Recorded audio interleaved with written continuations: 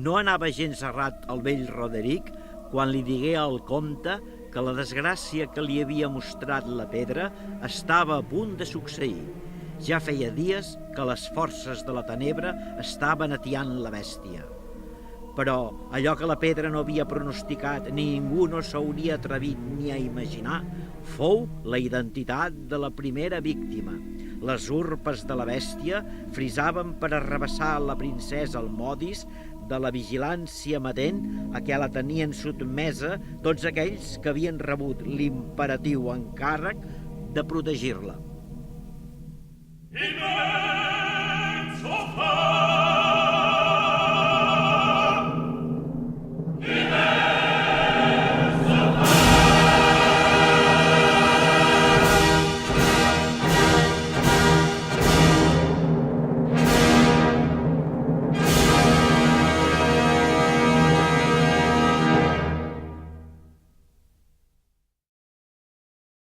Les desesperades crides del comte no van fer altra cosa que proveir de carn fresca el rebost de la bèstia.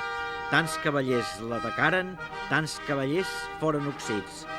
A l'última crida, el mateix comte de Megalona, Pere de Substancion, promès de la princesa, es presentà davant Ramon Berenguer i s'oferí per anar a rescatar-la.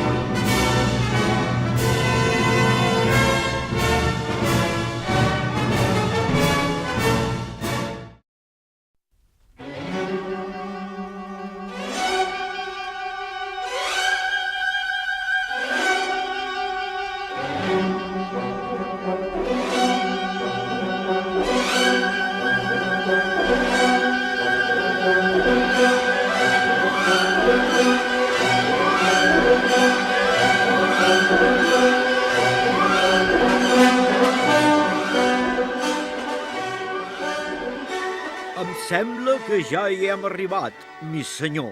N'estàs segur que és aquesta la cova? Per la ferum que fa, jo ho juraria. Doncs aleshores amaga't davant meu i crida'l. N'esteu segur que m'he d'amagar davant vostre, mi senyor? No creieu que és a l'inrevés com van aquestes coses? Només els covards cobreixen la rereguarda, així que no siguis impertinent i crida'l. Continuo pensant que és pel davant i no pas pel darrere per on us ha d'atacar el drac. Bé, m'ho penso. No sé si entre els dracs també n'hi ha de la cova del davant. Vols callar, descarat? Au, posa't davant i crida'l. Però, mi senyor, si no sé ni com es diu. Que no és un drac, doncs el crides. Surt, drac, així de senzill. I posa't al meu davant, que et sentirà millor. Drac, surt si ets valent i tens pebrots. No cridis tant, tos ase. Que no m'heu dit que cridés, o és que teniu por de despertar-lo? No capsirigany, del que tinc por és que si crides tant, sigui la princesa la que es desperti. Aneu a saber on para la princesa a hores d'ara. Amb la pressa que us heu donat als aspirants des que el comte va fer la crida... Et ben juro que quan acabi amb el drac et tallaré aquesta llengua tan llarga que tens. Així que calla d'una vegada i torna-la a cridar. Però no et passis. Estimadíssim senyor drac, segrestador de princeses i devorador de cavallers, ens voleu concedir d'una vegada l'honor i el plaer de la vostra presència? Ah, Potser voleu conèixer la nostra gràcia i el motiu de la visita. Aquí a fora hi ha un cavaller que té la gosadia de sol·licitar-vos que li lliureu la princesa de forma i manera que ningú no prengui mal. I també diu el cavaller que si no us aveniu el que us demana, entrarà a la cova molt cabrejat i, valent i decidit com és, us tallarà a rodanxes i us envasarà el buit. Perdoneu, però algú ho havia de dir.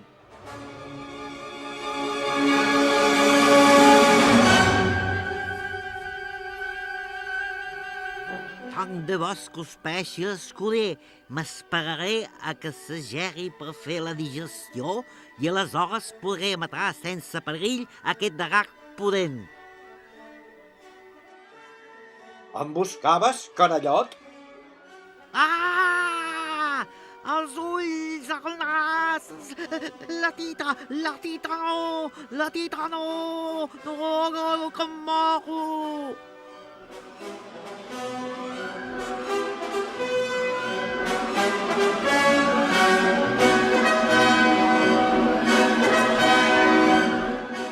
Oh, pobre de mi! No tinguis por, camarada company.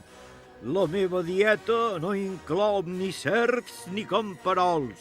Jo només menjo de barons cap amunt. Aleshores, la princesa us l'heu cruspida el primer dia. Per cert, no sé com cony les alimenten, però no tenia gust de res. Així, si no m'heu de devorar, puc marxar? I tant, i tant! Doncs bé, si no en necessiteu, excel·lència, aniré passant. Res d'excel·lència!